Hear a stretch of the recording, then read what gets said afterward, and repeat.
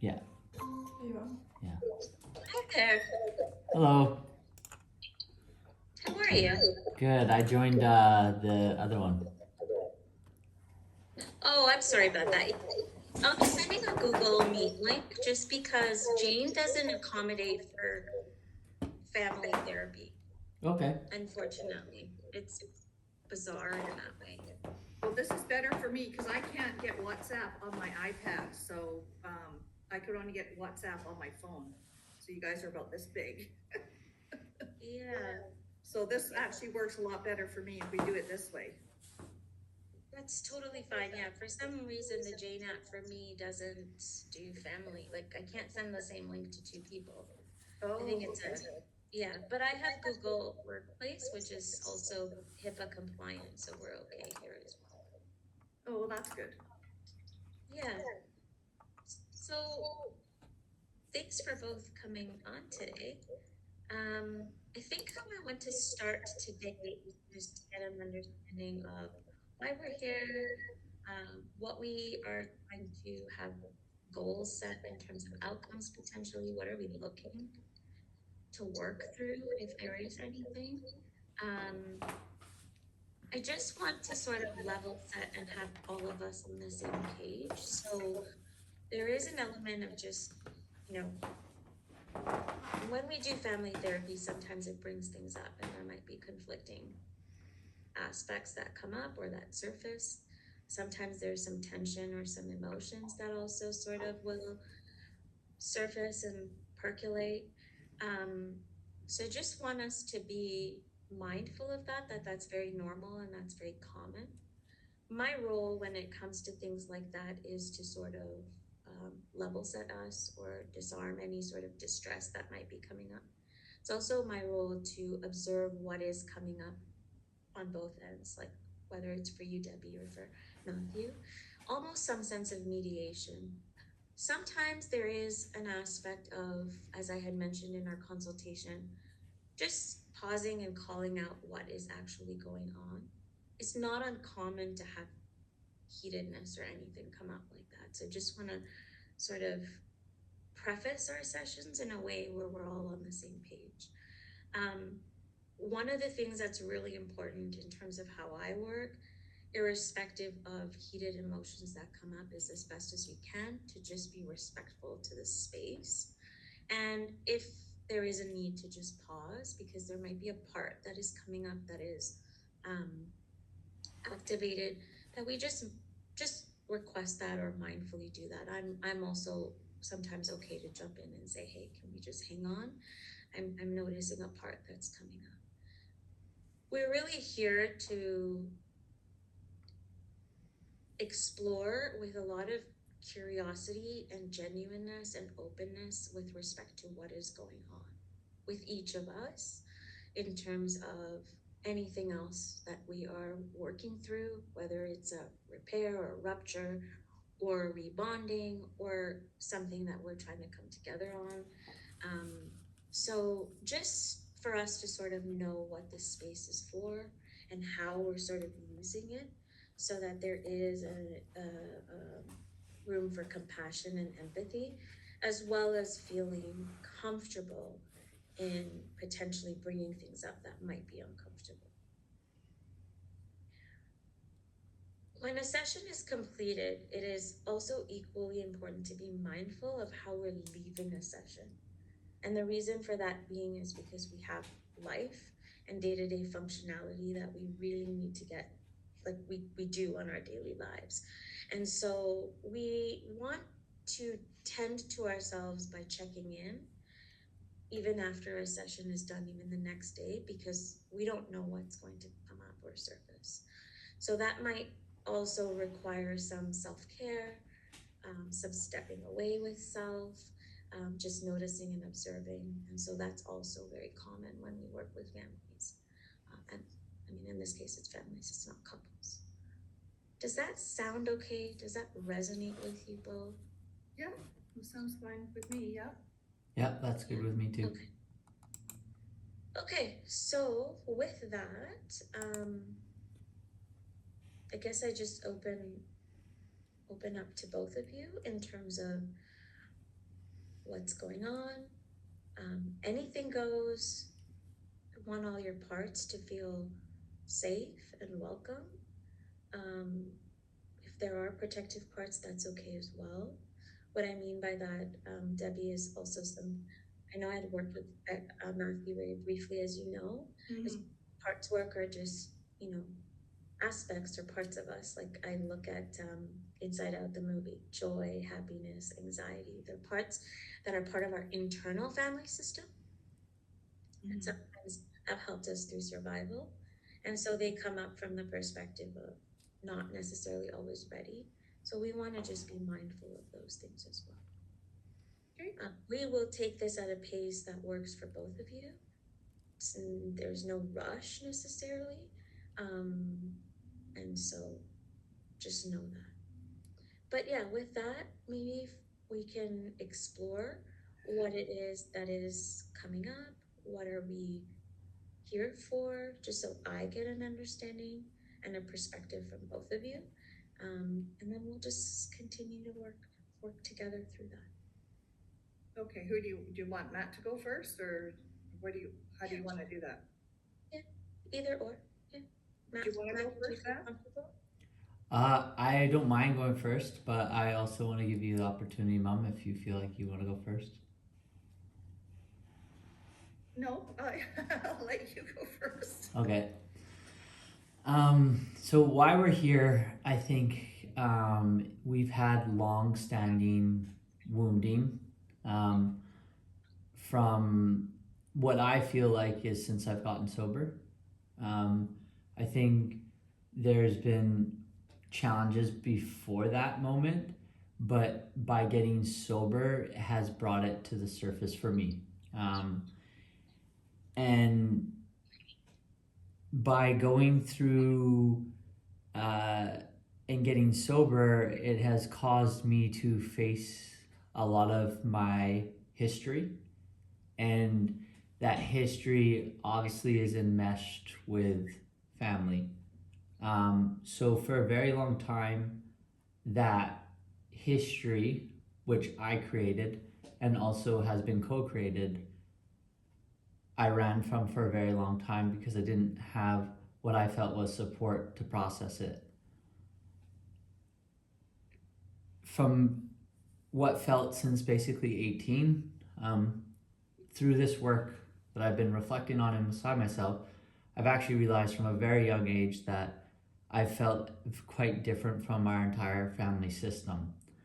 I resonate more so on my father's side of the family, but growing up raised on my mother's side of the family, and that has caused tensions unconsciously, and different dynamics which naturally happen, and because of that,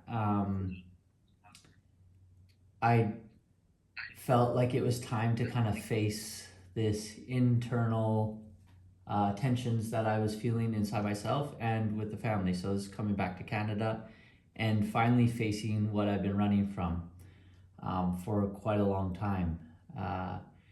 And through that process, felt like because I've done so much of this internal work, doing my best to own my side of the story and heal and support myself in the best way I can, but noticing that there's not accountability on the other side, or responsibility from other parts of the family. So there's a lot of expectation on what felt like on my side, a lot of expectation for me to be like consciously aware of a lot of my actions and behaviors, and also just not knowing myself, why I am struggling so much in reality, and which has led me to savagely look for information, and then have an extraordinary level of trust issues. So because of that, I seeked out a lot of self-awareness and a lot of self-information to understand myself, to best support myself, because I've not really felt supported by my family, and specifically my mom, since basically getting sober.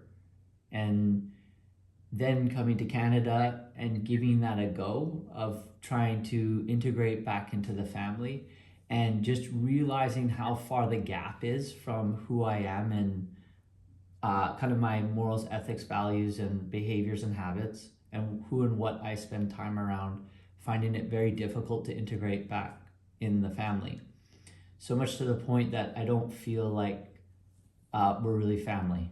Um, and that's hard on the heart. Um, and so now having a child and creating a new family system, I've changed my name intentionally to sever the cords of the chaos for myself with our family system, because I don't want that to be created in my family moving forward. And with that, as we're having a new baby, there's new complexity now, because obviously we want our family, extended family, my mother, or the opportunity for my father to be a part of this new family system. But the way that they've raised children and their habits, behaviors, and beliefs and things don't, not all of them align with where we operate.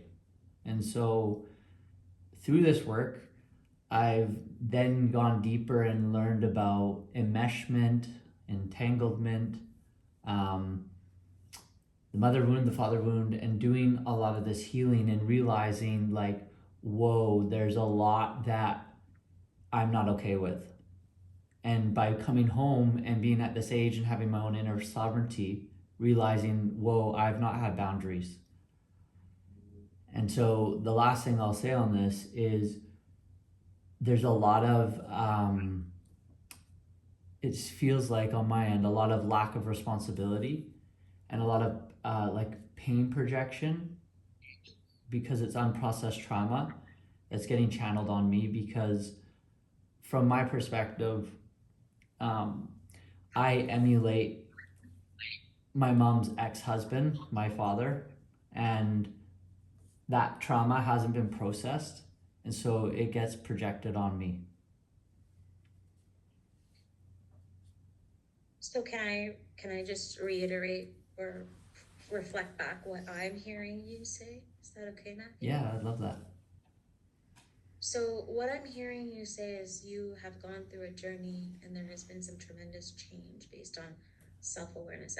I'm paraphrasing, obviously not Sure, exactly what yeah. I took notes on, but what I'm hearing is that you have gone through some aspect of self-internal growth and work, and there isn't an alignment with where you're at and your current family, not your wife and your child, but your extended family at this point in time.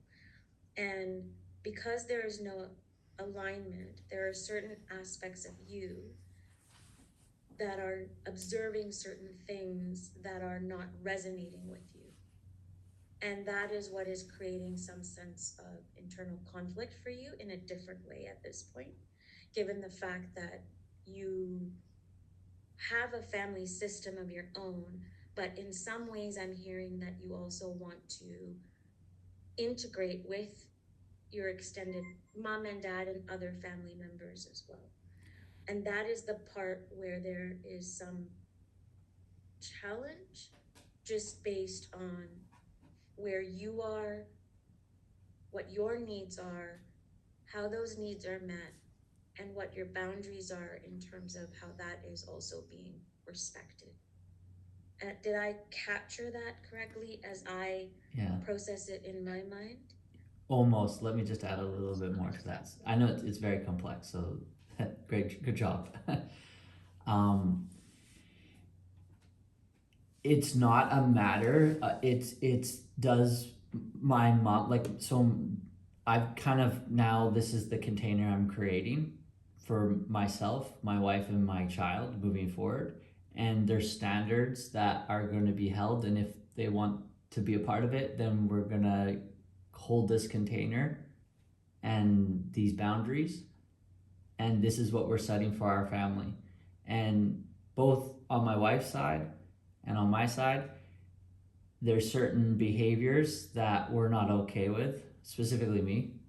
And if that's not welcomed into, then that is a compromisation for the relationship for child to grandparent. Um, specifically, So there's math. What's there's a that? misalignment. There's a misalignment. Yeah, Did you say? yeah, and I think this is one thing that is important. Two things on this that is important is from an early age, um, we've had role reversal. So I've played the therapeutic child and been parentified. And so I'm breaking out of that role of being the role of at times like father to my mother, boyfriend or husband to my mother, therapist to my mother, and not being, very rarely being the son to my mother. And part of that is a big part of my responsibility because the biggest mistake I've made and that I want to take responsibility, and this is the last thing I need to say, is like the biggest mistake I've made is because I haven't respected my mom's choices in life or my father's, like completely not respected my father's choices at all, like not respected them, but because I've not respected my mother's choices, I made a big mistake on not respecting her. And that was a big mistake that I've made. And I take full responsibility for that and want to come here and confess that I've not respected my mom as a mom and I've disrespected her by because I've not respected her choices and of life, and that's not fair to do.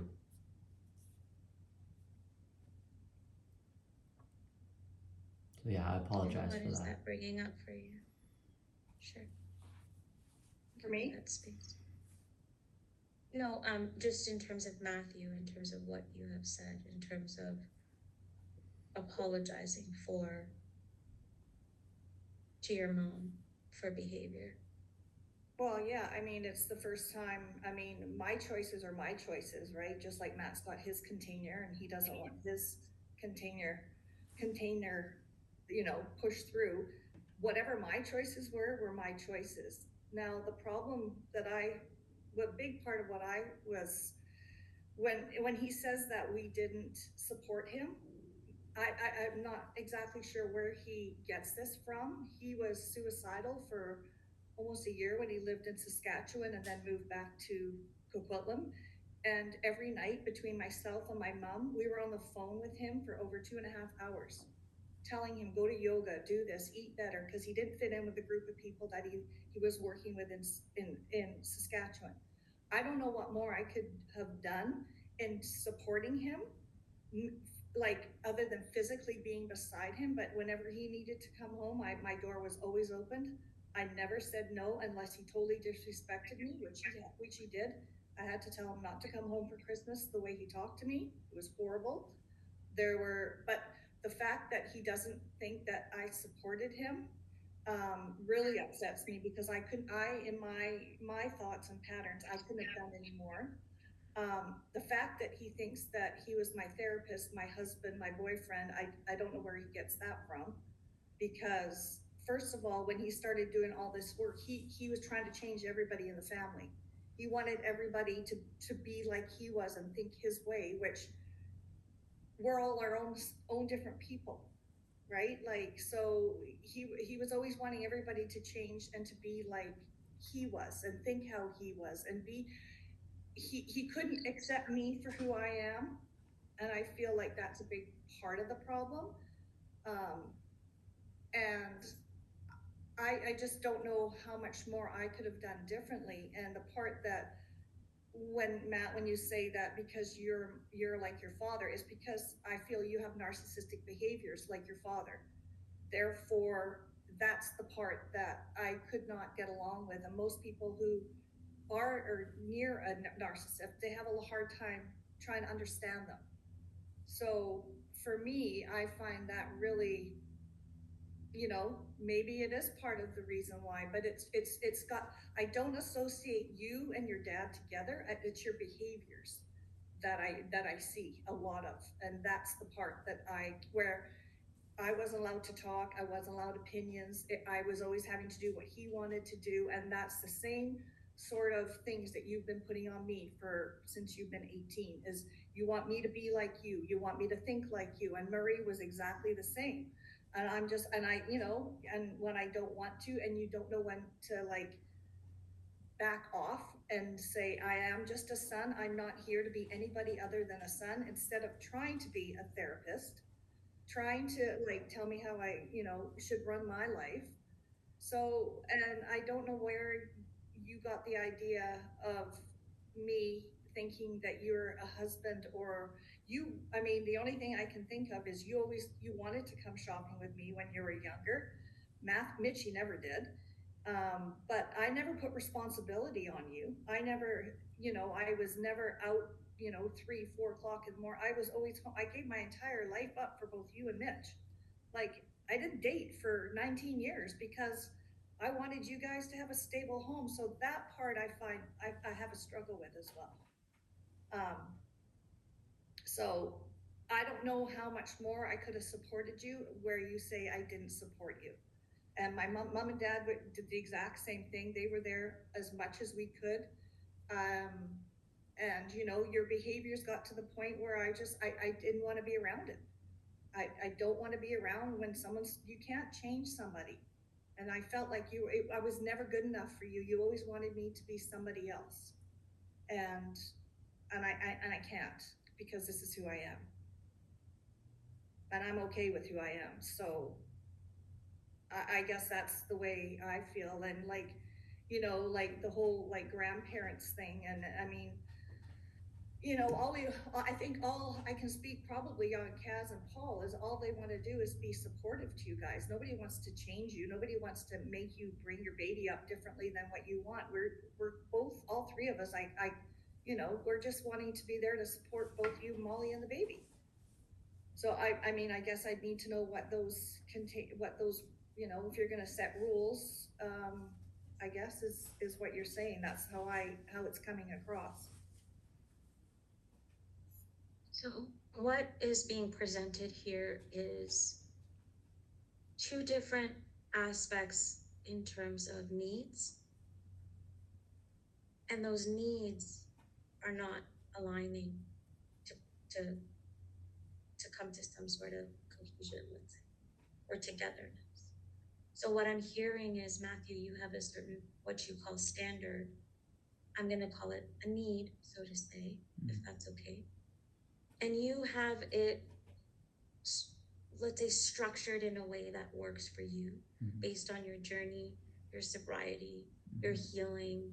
And you have, I'm going to assume, because I haven't heard this from you, some sense of clarity of what that looks like. And what I'm hearing from you, Debbie, is that, and if I just take a step back, around this whole, like what is surfacing right now is these needs are not coming together, the values or the living values, in a way where you can come together. And so, Matthew, you're saying that there's certain things that you want or experiences you have had that have been hurtful. And Debbie, you're saying the same thing in terms of, these are my needs. I've also had experiences that have been hurtful. And so that is the, I don't like the word, that is where it's not coming to, I don't like the word gap, but that's sort of where we're not meeting together, where the friction is sort of happening. So in order for that to come about is, as you've expressed, Matthew, just based on, you know, your apology or how you're feeling, and Debbie, you have done that as well, in terms of, you know, this is sort of what I'm feeling. Where we need to go from this space is, first of all, to ask yourselves individually before we come together, what is the level of capacity we have, as well as the willingness that we have to repair this rupture, because essentially it's a rupture. Where are we within ourselves and that willingness and the capacity to come to that sense of resolve? For you individually, Debbie, because Mhm. you're an individual person, as well as for you, Matthew, because you're also your own person. That's a key piece here in terms of having that level of clarity. The second piece, and this term gets thrown around a lot, around like, can we forgive each other? But it's not so simple. I don't typically go that route, but it's more around the acceptance of who you are, again, individually as a person. So Debbie as your own person, Matthew as your own person, and the acceptance of each other with the differences that we may have. We cannot have an expectation that we're all going to be the same. We cannot have an expectation that might be too high, where our values will align. Some might, and some might not. Now, if you want them to align 100%, then that's a conversation in terms of that renegotiation. What we're going to do here slowly is this renegotiation to go from rupture to repair based on what has felt hurtful. But it starts with clarity, respectful communication, and at the same time, acceptance of where each of you are at. You also have to accept yourselves, but also, again, like collaboratively, each of you. Which means, Matthew, you accept your mom, or if you need me to call you Debbie, for who she is, but with her differences. And Debbie does the same in terms of Matthew is who you are, understanding where you may have, it's almost like we agree to disagree at some points when we're talking about things.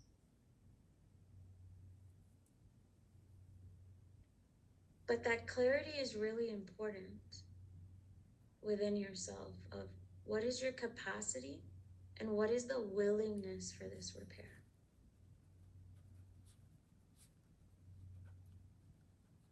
That's when we can come on board, so to say.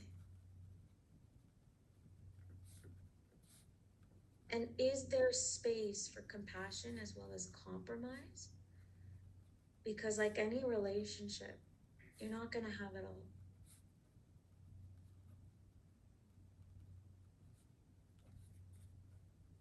We grow as individuals, we change. In your case, Matthew, from what you shared, when there sometimes is growth and that change, it takes time to reintegrate back into family. But that again comes with clarity and groundedness in who you are. Mm-hmm. I understand, because I will share a little bit of self-disclosure. I was not talking to my family for a year because I was on a healing journey. And it took me time to reintegrate with my family. Are there differences because I have evolved? Yes. But I also have learned, and I think this is across the board as even a general, there is not an expectation for everyone else to evolve in the same way. Mm-hmm. That is a choice. Mm-hmm. So I understand where you're coming from. And with Debbie, I also understand where you're coming from in terms of what you're saying. I think what I heard is I've done the best that I can. Now, where can I also be met, if at all? Mm-hmm. So there is a difference in terms of understanding of these needs. And some of them are coming from earlier on spaces. And so hence there are these, I'm gonna call them frustrated parts or angry parts. They could be what you call them and you can tell me. But this is sort of where we're at in terms of what I am seeing being presented here. And I'll just pause here.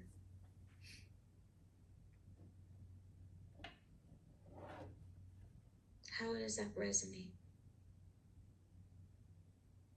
No, to me, I'm sorry. Go ahead. No, go ahead. Go ahead. How does that resonate? I sense some, I don't know, do you not feel good right now? Who?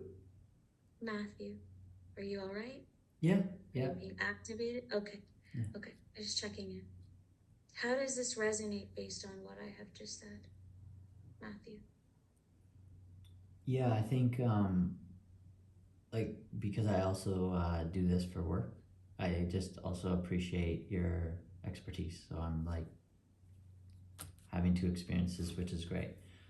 So I'm writing down what you're saying in terms of the questions and prompts you're asking for me to sit with. Um, and so I think you've come to a really great place in a sense of like capacity and willingness for the repair.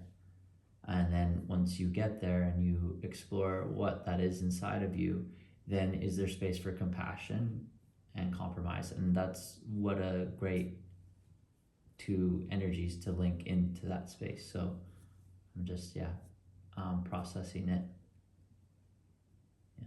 It's really a renegotiation Mm-hmm. also.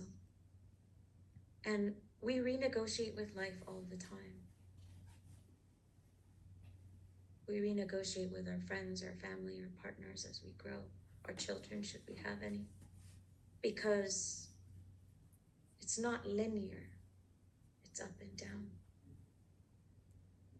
We're not the same when we're 20 years, or 30 or 40 or 50, 60, 70, whatever. Debbie, can I check in with you? Mm-hmm. How did that resonate with you in terms of just my thought process of getting clear around what is our capacity?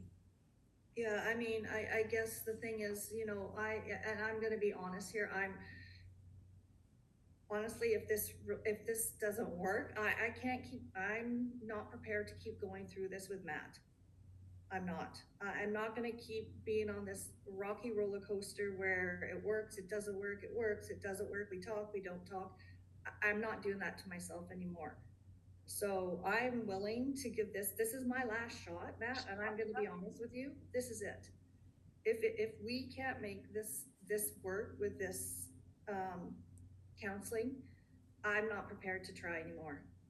I'm not, because I'm just done. I have to protect my heart, and I've got to the point where if that relationship is not there, then it's not meant to be there. And I told you that to Nafisa as well, didn't I?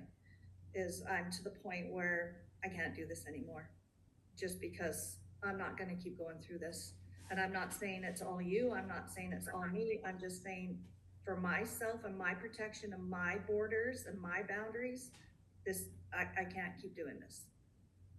I'm done. So I'm prepared to put the work in. I'm prepared to try. But I need you to know that, Matt, that's honestly, and I'm being 100% honest. That's where I'm at. Because I can't do it anymore. So, yeah, I mean, I will put the work in, I will try and, do what I need to do and listen and have an open ear and everything else. But, I'm also guarding my heart right now because of how I've been treated and how I've felt. It's been stood on and stomped on numerous times. So I'm very guarded at the moment because of how I feel I have been treated as well. So I just need you to know that.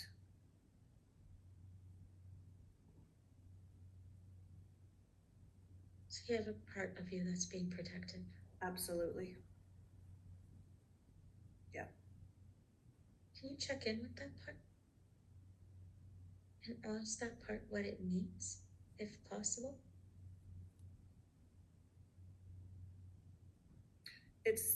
I guess it's the trust issue again. That's what I need. I need to have trust that it's not gonna happen again, but there's no guarantee, so that's where I'm very unsure, right? That's why I'm having a hard time, is because I thought, I can't even tell you how many times I thought it was gonna work, and then it doesn't, so I don't know what it needs, because I'm scared to let it try again and be back to where we were. So that's where I'm at. That's fair. That's vulnerable and that's fair. Yeah. But there's a willingness. There's a willingness, exactly. What's your capacity, Debbie? What I mean by that is, like, we have this guarded part, I'm gonna call it. What is the capacity in terms, there's willingness, but at what level is that capacity in terms of being able to move forward in this work? Because it's heavy work. Like, are you asking me, like, I have the capacity to do that, if that's what you're asking. Emotionally, right? Emotionally. Oh, emotionally, labor. yeah.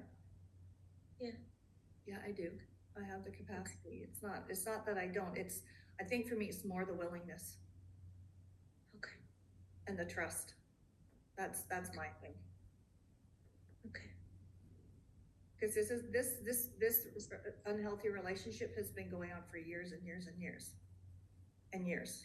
For me, more so that maybe what Matt might not be aware of, but I've had it with him for very, very long, and it's been very, very hard. Very hard. Okay. Okay. That's helpful for me to know, just in terms of where you are, which is important in terms of capacity and willingness. Yeah. We need that clarity. Yeah. Matthew, how do you feel hearing that? Which part? What your mom just said, her capacity, her willingness, this being the last chance or last shot, so to say.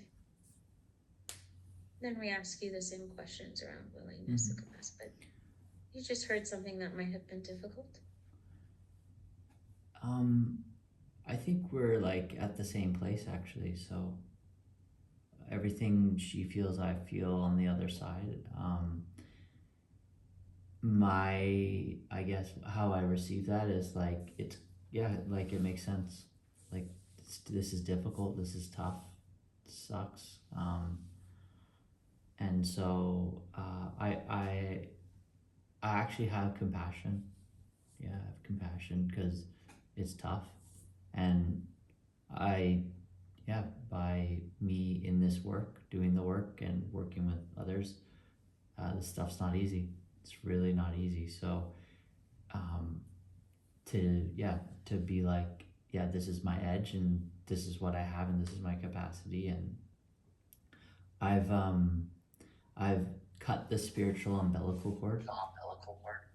So those places, I'm not enmeshed with my mom, entangled in my mom anymore. So I actually respect her as like Debbie Hanley, not my mom. And I have space for that, for her to have her experience. So that makes sense. And then I'm at the same place. But before I go into my experience, one other thing I'd share is that I provoke unprocessed trauma in her from her past. So I take responsibility definitely for parts of my experience because it was very chaotic. And later in life, trying to do the best I can to take responsibility for that chaos and solve that chaos. But I think the challenge is my essence. So the way I describe it is I could just sit in a room and trigger her without even opening my mouth. So I think there's a lot of projection probably, and I just provoke that. So I let it, observe it. And then as far as my experience, like I'm holding the ground for my new family. So if needs aren't met for my family, I'm protecting my children and I'm protecting my wife. It's my role, it's my duty. So certain energies that get projected at me now, I'm not okay with.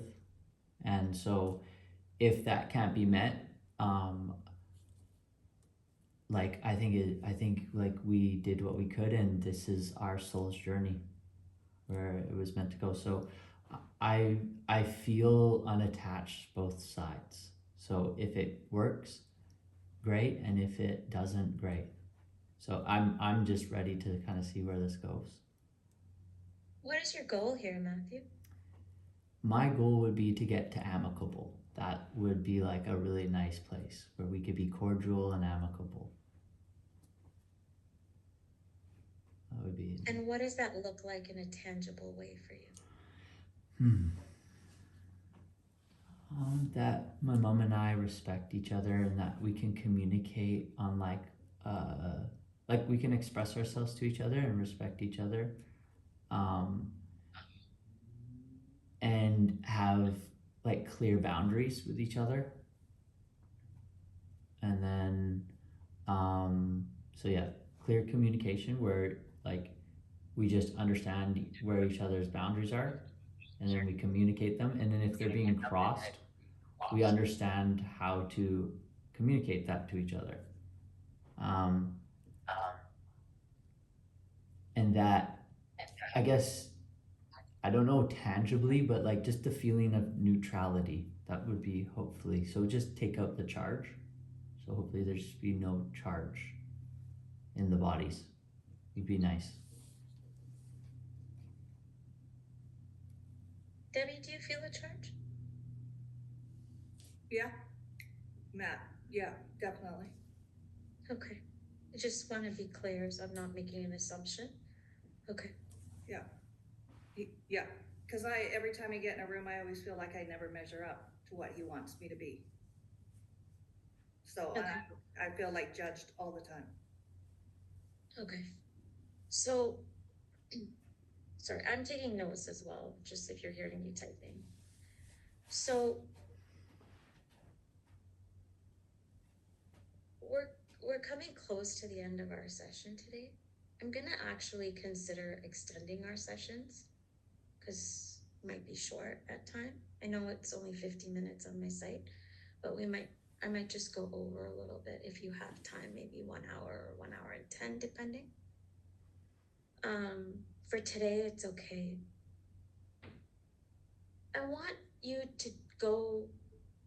a takeaway for both of you for this session, which is,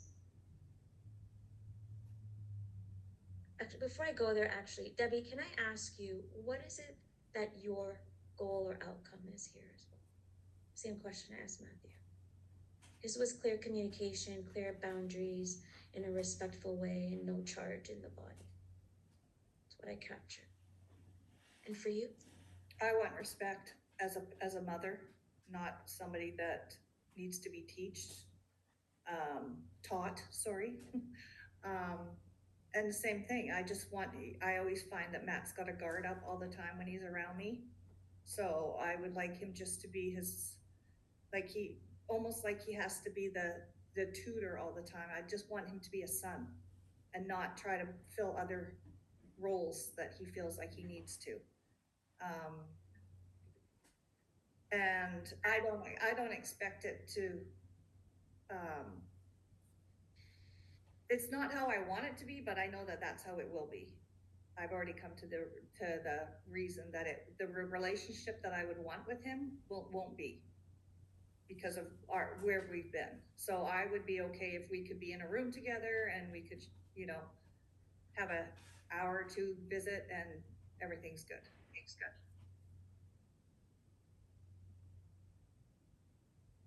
Can I challenge that? Sure. Can we ask? I know that there's this guarded protective part, and I'm not here to like remove it whatsoever. But can we just ask that part if it has anywhere in you as we check in space to just hold maybe slight openness? What I mean by that is this part that is potentially already foreseeing an outcome. Can we just let that part know that it's going to be okay as we work through it? Does that resonate with you, Debbie? Mm-hmm. Yeah. Yeah.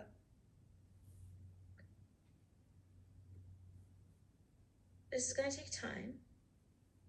It's not going to be 2 sessions, but it's going to take some time. I want you to both, as a takeaway, reflect on acceptance.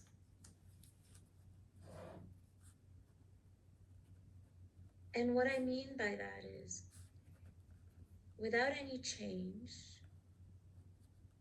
I don't want an answer right now. Can we just accept who we are as we are, where we are right now?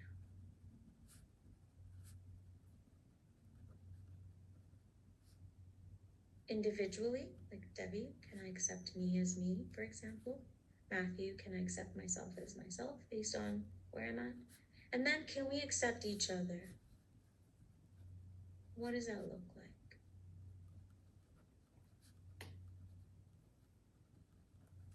With our differences. There is a lot of charge, I can sense it, and it's based on the past. We're not just gonna erase it, obviously. It's not just gonna be like, poof, I'm gonna take it away. We have to work through some of these things that have been hurtful or that have not resonated or where the charge has been coming from, so to say.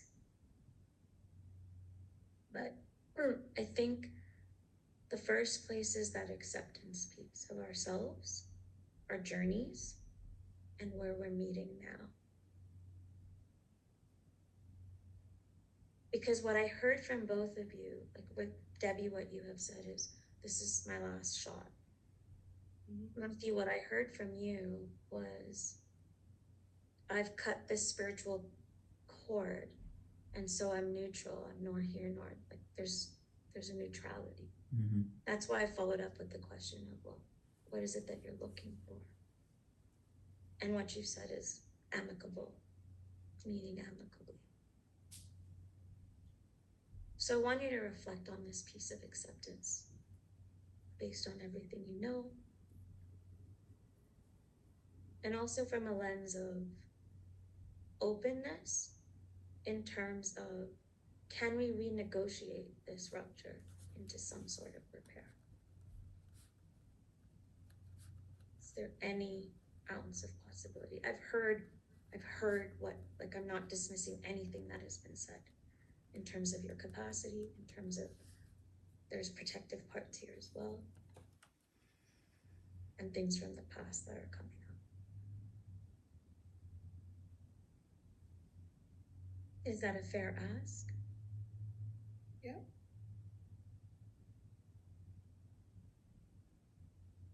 And then we'll work through there in terms of what that even looks like as we move forward. So as we come to a close, Debbie, how are you feeling as I check in with you as a start? Well, the fact that he wants to call me Debbie instead of Mom is hurtful, I have to say. So that just, to me, disregards me as his mother. That's definitely, there again, I felt disrespectful. So yeah, I'm hurt, obviously. That touched a chord with me. So yeah, that didn't sit too well, but it's kind of to be expected, I guess. So, yeah.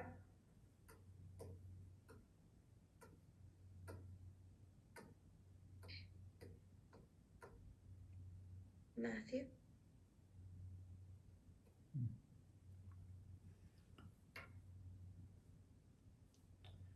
I think it's great that you're here, Nafisa. I really appreciate what you're doing. This is like the healthiest conversation I've had with my mom since sobriety. So for me, I just appreciate the space. Um, I find this extremely helpful. Um, I appreciate a neutral space. Um, so this to me is what I've been looking for. And then like we can see how subtle communication is. So I won't go too deep in it because we're coming to the end of the session. But when I said Debbie, that what I was referencing to was the mistake I've made is that I just seen my mom as a mom, but my mom is also her own individual, which means she's having her own individual experience. I think with children, what happens is you forget that they're having their own individual experience. So my role is I'm going to be a father, but I'm also Matthew, having my own individual experience. So that's what I thought I was referencing to on that.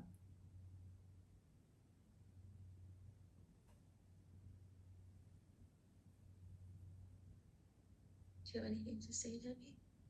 We're not gonna rush out here, but yeah. No, I guess I didn't take it that way. I took it like you call your dad Murray because you don't respect him as a dad. So I took that as you didn't respect me as your mother, so you want to call me Debbie.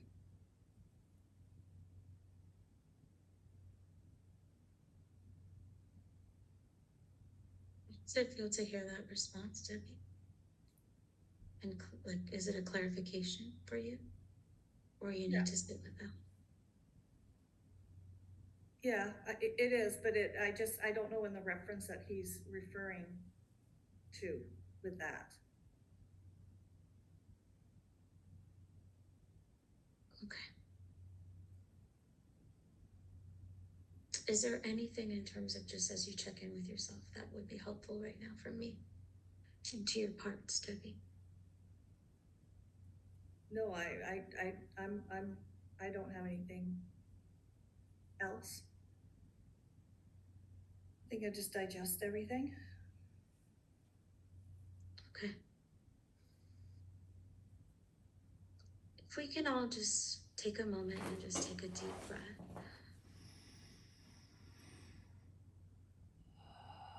And exhale.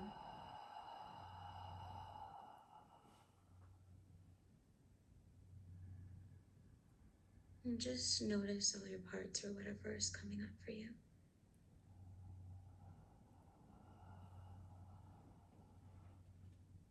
I'm going to thank your part and have gratitude for them to be here in a vulnerable, courageous way. I know it's not hard and it's heavy work.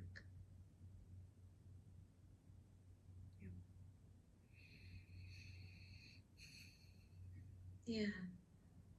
I want you to, if you can, get out for a walk. Hydrate. If you need to, I don't know if you do, but if you need to, journal. Sometimes it just helps to write it all out.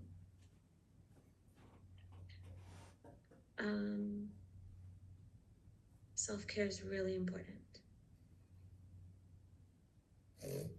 So whatever that looks like for each of you, please do some of that today. Okay. Do you communicate while, like, we're not in, are you on talking terms at all right now? Just through text. Okay. It's more so logistical right now. It's just logistics. Okay. Okay. Can we just leave it at that? Mm-hmm. Yeah. We're not gonna share emotions across in between sessions if that's possible. Yep. We're going to stay with whatever is individually, unless it's logistical. The reason for that being is because we haven't discharged the charge. So I want to be mindful of what that looks like because we haven't gotten to a place of what communication is going to look like. So we're not going to disrupt anything that is as it is right now. No, that makes sense. Nafisa, Okay, we're going to stay as it. I just have one last question. I think it'd be really healthy from my perspective, just to speak to. Um, the idea of confidentiality.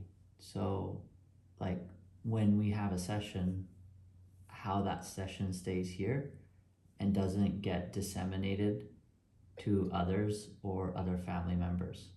Um, it makes sense because there's so much charge here that it needs to outlet.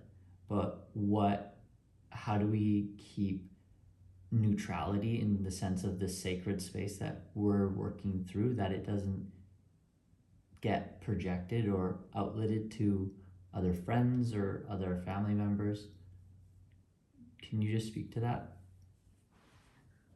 Well, this is the space for yourself, Matthew, and your mom, Debbie. So this is the space that we do our work. And that's why I was very going into this question of how do you communicate outside of here. So I don't want there to be any sort of charge that gets translated in any other spaces. But if you need to communicate, you can always message me through Jane if there are things that are coming up for you. There's a messaging through Jane, or I am open to offering just having a talk with you guys individually. Because what can happen is from here, now information now goes to the rest of the family. And so I'm just wondering how we keep that container here. So is that an agreement? I guess we have to ask each of you. Is that an agreement that you're willing to just keep this space as we're doing this work? I'm really with that. Well, being how Matthew doesn't talk to anybody else, he's pointing obviously at me, so he's right, Matt? I think you can just answer Nafisa's question if you want, or I can. Are you speak asking, to- like, you're essentially asking for this to stay here? Not Yeah, I to would ask like, okay. So Debbie, do you yeah. have support systems? Yes, I do have support systems. I have his brother, my other son, I have my aunt. Okay, so it's I have all the family basically is my support system. And who's your support system, Matthew? My wife. And you. Okay. So you're not connected to any of the other families? I have no family. Yeah. Okay. But I think what's happening and what I've experienced is from the session, they'll get Debbie's perspective, but they won't get Matthew's perspective. And I think there's a lot of energy here that naturally, if you don't know how to process it, it gets outletted and then it gets transferred to others. And then they get their perspective and they get the Debbie perspective, but they don't get the Matthew perspective. It's very lopsided. And I think in my practice, I think if you're doing this work, it's important that some of it, I understand that we have to process, but to go talk about the things that you're experiencing with our relationship, like I wouldn't expect Molly to go talk about all the things that we're experiencing, the tensions we're experiencing with her mom and dad or with my mom. And so I just think from a neutral perspective, that's what my need, but I think it was interesting to hear from you from a professional standpoint how family systems, like how does my mom now not go talk to my brother about every little thing that we talked about today, or how does she not go talk to my auntie about every little thing we talked about today? Well, I didn't necessarily go there. I didn't talk through that family systems piece because typically in family therapy, and this is just how I have experienced it in the family therapy that I've done, is support systems are support systems. But I understand what your ask is, Matthew. I think we have to ask your mom how that is for her in terms of who supports her. You have your wife and this session, so to say, but your mom has family. And so I think there has to be an amicable I'm gonna say like contract or container or agreement between you two in terms of what that's gonna look like. But the thing is, I'm single. I have nobody other than my family to talk to. Matt has his wife, so he has someone that he can at least, talk to her with and, you know, vent or whatever he needs to do. I don't. I'm on my own. So my family